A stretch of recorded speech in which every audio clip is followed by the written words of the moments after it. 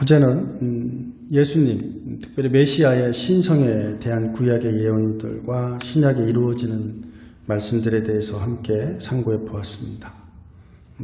그리고 두 번째로 성자 예수님의 신성에 대한 성경적 증거들에 대해서, 첫째로는 메시아의 신성에 대한 구약의 예언들, 그리고 그 예언의 성취들을 어제 상고해 보았고요. 오늘부터는 일주일 동안 예수님의 말과 행동을 통해서 예수님 자신이 메시아 되심을 증거하고 있는 말씀들을 상고해 보려고 합니다. 몇 가지가 있는데요. 첫째로는 인자의 호칭을 사용하셨다라는 것입니다. 인자 그러면 풀이하면 사람의 아들 이런 뜻인데, 이거는 그냥 그런 뜻이라기보다는 인자 이렇게 저희들이 사용하고 있는 이유는 그 단어에 특별한 의미가 있기 때문에 그렇습니다. 인자라는 단어, 이 사인 랭귀지가 어떤 의미가 있는지, 또 인자를 사용할 때 왜 그 단어를 사용하셨는지, 이런 것들을 오늘 상고해 보려고 그러는데요. 예수님께서 고난당하실 때 예언을 말씀하실 때 인자라는 단어를 사용하시고, 또 예수님께서 죽으실 것을 예언하실 때도 인자라는 단어를 사용하셨고, 예수님께서 부활하실 때도 인자가 부활하실 것이다 라고 말씀하셨고, 하나님 우편에 계실 때도 인자가 하나님 우편에 계실 것이다 라고 이야기하셨으며, 또 예수님께서 재림하실 때도 인자가 영광의 주로 심판의 주로 재림하실 것이다 이렇게 말씀하십니다. 그래서 인자라는 단어는 단순히 사람의 아들이라는 뜻이 아니라 뭔가 특별한 의미가 있을 때 인자라는 단어를 사용하셨고, 인자라는 단어는 예수님이 메시아 되심을 상징하는 그런 단어다라는 것입니다. 두 번째는 예수님께서 예수님 자신이 하나님이심을 증거한 것은 하나님의 아들 되신다라는 말씀을 또 성경에서 사용하셨고요. 세 번째로는 성자와 성부가 하나 되신다라는 뜻으로 사용하심으로 예수님이 메시아 되심을, 또 하나님 되심을 말씀하셨습니다. 또한 예수님은 모든 것보다 창조물보다 선지해 계셨다, 미리 계셨다, 선지하심을 말씀하심으로 예수님께서 메시아 하나님 되심을 말씀하셨습니다. 또한 예수님께서 행위들을 통해서 자신의 메시아 되심을 삶을 통해서 확증하시기도 하시고, 이적들을 행하시기도 하시고, 죄를 용서하셨습니다. 죄를 용서를 인간이 할 수 없죠, 그죠? 오직 하나님만이 하실 수 있습니다. 또한 기도를 들으시고 그 기도에 응답해 주신 분이 예수님이십니다. 또 사람들의 경배와 찬양을 받으셨습니다. 그리고 사람들의 신앙의 대상이 되신 분이 예수님이십니다. 이렇게 말과 행동을 통해서 예수님 자신이 메시아 되심을 5가지로 이야기를 했어요. 인자의 호칭을 사용하고, 아들의 호칭을 사용하고, 성부와 성자의 하나됨을 이야기하셨으며, 성자의 선제 되심을 이야기하셨고, 예수님의 행위를 통해서 자신이 메시아 되심을 말씀하셨습니다. 자, 오늘은 인자에 대해서 특별히 상고해 보려고 그러는데요. 인자라는 호칭은 성경에 한 69회 정도 나옵니다. 69회 정도 나오고, 예수님께서 자신이 인자 되심을 그 중에 한 40회 이상 이렇게 말씀을 하시면서 예수님 스스로가 메시아의 의식이 있었다라는 것을 이 호칭을 통해서 사용하고 계심을 볼 수 있습니다. 인자의 나라, 예수님의 나라, 하나님의 나라는 완전히 새로운 것입니다. 초월적인 것이죠. 이것이 인간의 세계 속에 들어와 우리로 하여금 하나님의 나라, 인자의 나라를 경험케 해주시고 있는 것입니다. 자, 그러면 먼저 인자에 대해서 어떤 단어들, 인자라는 단어를 언제 쓰셨는가에 대해서 조금 더 상고해 보도록 그렇게 하겠습니다. 첫째로 예수님께서 고난당하시고 또 죽으시고 또 부활하시는 것, 그럴 때 예수님께서 인자라는 단어를 사용하셨습니다. 방금 우리가 읽은 마태복음 17장 22절 말씀에 보면, 23절에 보면 갈릴리에 모일 때 예수님께서 제자들에게 인자가 장차 사람들의 손에 넘겨져서 죽임을 당할 것이다. 그렇죠?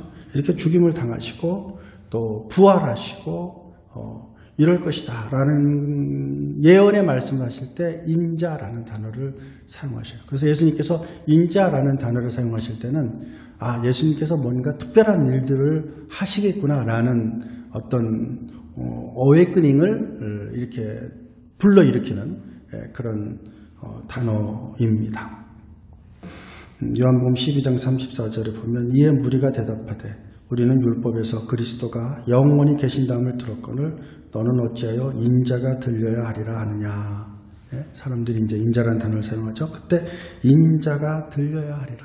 인자가 들려야 하리라. 그래서 예수님께서 인자가 사람의 손에 넘겨져서 죽임을 당할 것이다 라고 이야기를 하셨는데 바로 그 예언의 말씀의 성취가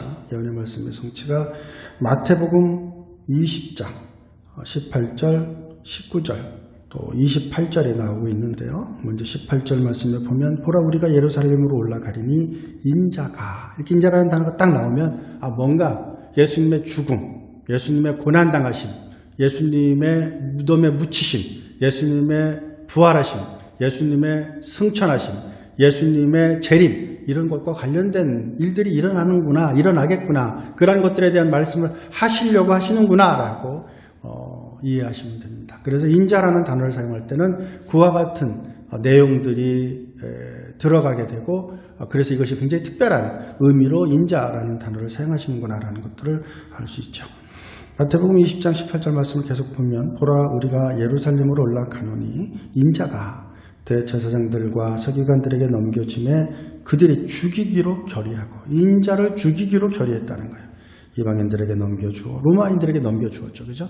로마인들에게 넘겨줘 그를 조롱하고 채찍질하며 십자가에 못 박게 할 것이나 제3일에 살아나리라.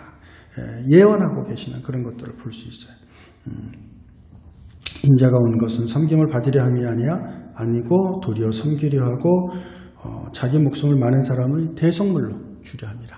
어제 저희들이 신약과 구약에 나타난 예수님에 대해서 예수님은 대속제물로 또 속죄제물로 드려졌음을 어제 말씀을 통해서 상고해 보았습니다.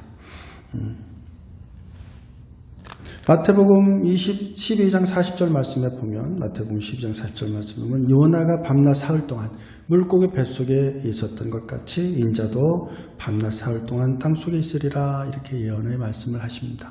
예수님께서 죽으실 것이다. 그리고 사흘 동안 땅에 묻히실 것이다. 이렇게 이야기하고 있는 모습을 볼 수 있습니다. 또한 마태복음 16장 27절 28절에도 보면 예수님의 나중에 영광 16장 27절 28절 말씀에 보면 인자가 아버지의 영광으로 그 천사들과 함께 오리니 그죠? 인자가 이제 올 것이라는 거예요. 재림하실 것이라는 거예요. 영광의 주로 오실 것이라는 거예요.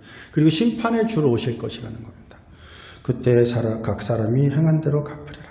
진실로 너희에게 이르노니 여기 서 있는 사람 중에 죽기 전에 인자가 그 왕권을 가지고 오는 것을 볼 자들도 있느니라. 이렇게 인자라는 단어가 나타나면 이 인자라는 단어에는 예수님의 메시아를 의미하는 단어구나. 그래서 메시아 대신 예수님이 어떤 일들을 할 것이다. 또 어떤 일들이 일어날 것이다 라는 것을 예언해 주고 계시는구나. 이런 것들을 알 수 있죠. 그래서 여러분들이 성경을 읽을 때 인자라는 단어를 읽으면 예수님의 메시아 되심을 예언하고 있는 것이구나 라는 것을 아셔야 되고요. 또 인자라는 단어를 읽을 때 우리는 그런 뜻을 알고 읽게 되면 인자라는 단어를 만날 때마다 감동이 되죠. 우리의 메시아 되심, 우리를 위해 고난당하시고 우리를 위해 피 흘리시고 우리를 위해 죽으시고 우리를 위해 부활하시고 우리를 위해 승천하시고 우리를 위해 하나님 우편에 계시고 우리를 위해 영광의 주로 심판의 주로 오실 그분이 인자시다, 메시아시다 이런 것들을 알 수 있습니다.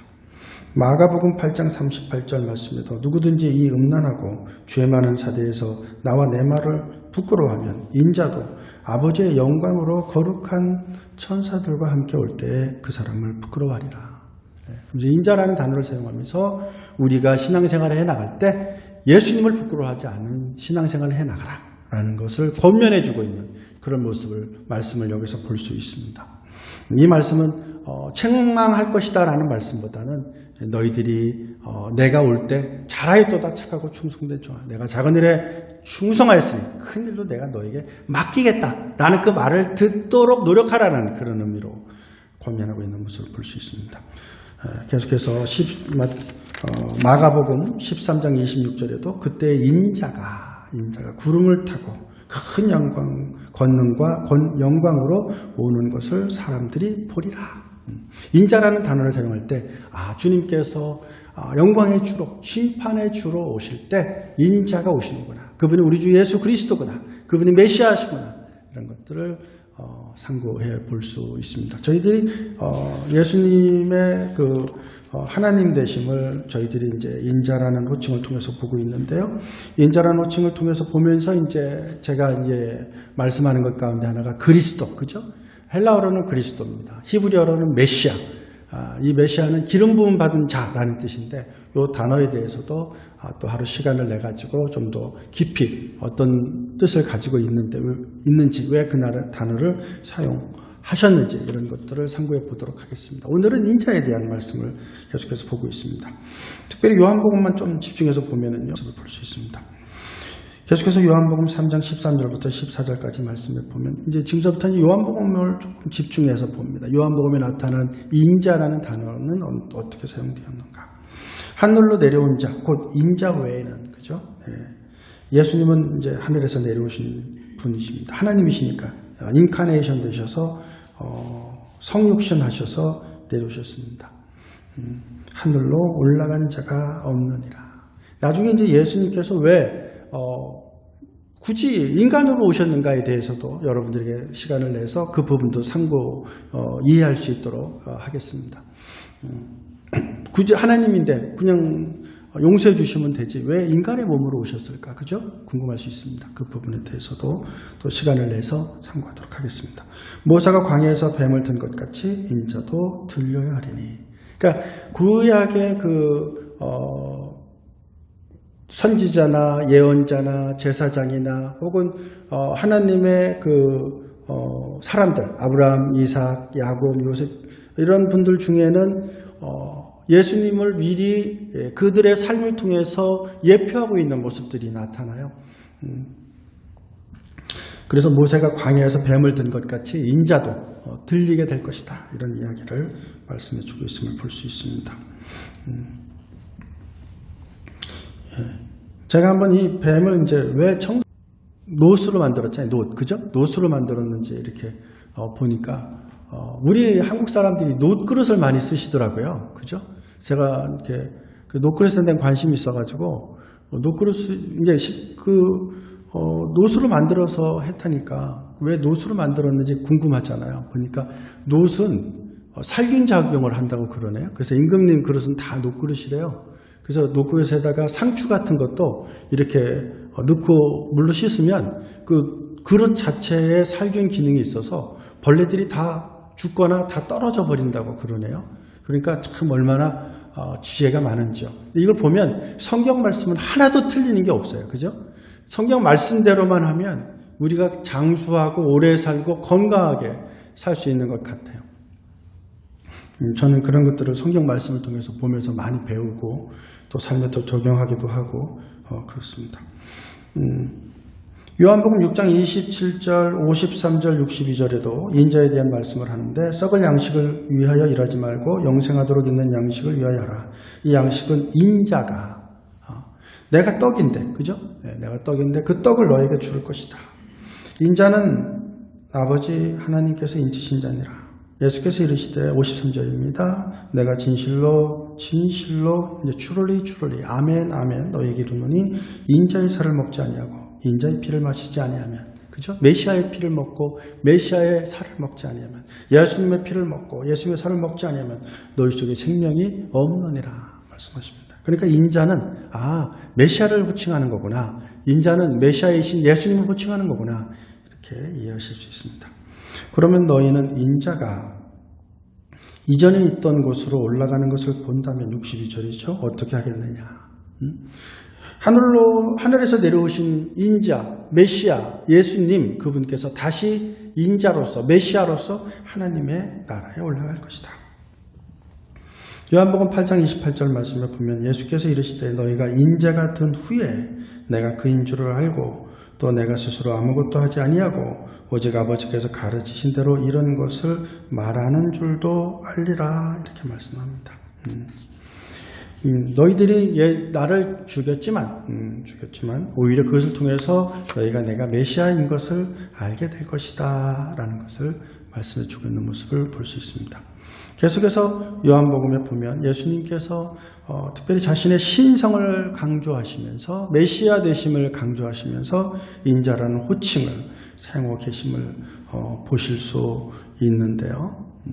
그러면서 아까도 이제 인자가 하늘에서 내려오셨다 그랬잖아요. 그래 하나님이 인간이 되신 낮아지신 단순히 예수님의 인성에 대한 것만을 의미하는 것이 아니라 육신이 되셔서 아담 안에서 상실된 하나님의 형상을 회복하고 그래서 우리가 하나님과 온전한 교제를 이루고 화목하게 되고 하나님께서 하는 것 우리에게 원하는 것들을 즐거워하게 하고 하나님을 사랑하고 이웃을 사랑하고 예배하는 자가 되며 지혜가 충만하고 또 하나님의 사람으로서 그 삶에 빛이 나고 많은 사람들에게 유익한 그런 삶을 살아나갈 수 있게 되는 것들이죠.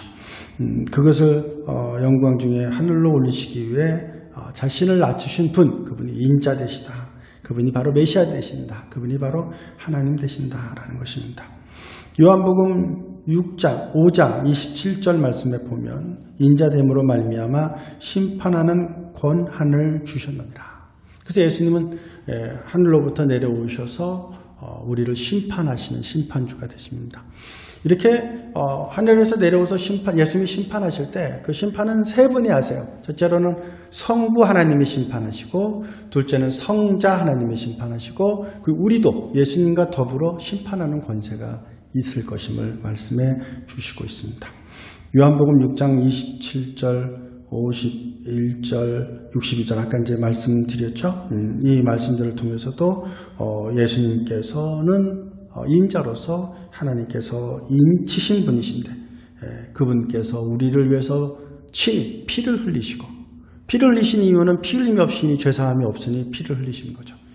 그리고 만나를 먹은 것처럼 우리도 영적인 만나를 먹게 될 것인데 바로 그것이 영생하는 만나, 그것이 바로 예수 그리스도이다 라고 말씀하시면서 인자의 살을 먹게 될 때 너희에게 영원한 생명이 있게 될 것이다 라고 말씀하고 있는 모습을 볼 수 있습니다. 자, 오늘은 성자의 신성에 대해서 성경에 나와 있는 증거들, 어제는 메시아의 신성에 대한 구약의 예언들과 신약의 성취들을 참고해 보았다면 오늘은 말과 행동을 통한 예수님의 자신의 증거 5가지, 인자의 호칭과 아들의 호칭과 성부와 성자의 하나됨과 성자의 선지하심과 예수님의 행위들을 5가지 중에서 특별히 인자의 호칭을 통해서 예수님 자신이 메시아 되신다라는 것에 대해서 상고해 보았습니다. 다음 주에는요, 메시아란 뜻이 무엇인지에 대해서 먼저 상고하고 그 다음에 아들이란 호칭을 사용하셨을 때 그것이 왜 메시아인가에 대해서 상고하면서 계속해서 나머지 4가지도 상고해 보도록 하겠습니다. 오늘도 하나님의 은혜가 여러분들이 함께 하시기를 주의 이름으로 축원드립니다. 우리의 메시아 되신, 우리의 인자 되신 그분께서 우리를 위해 피 흘리시고 우리를 위해 죽으시고 우리를 위해 부활하시고 우리를 위해 승천하시고 우리를 위해 인자 되신 분은 하나님 우편에 계시며 인자 되신 우리 주 메시아 그리스도는 심판의 주로 이 땅에 다시 오실 것이기에 우리가 그분을 믿고 그분과 함께 하나님께 영광 돌리기를 소망하며 하나님의 사람답게 하나님의 형상을 회복하고 삶을 살아나가는 우리 모든 가족분들 다 되시기를 주의 이름으로 부탁드립니다.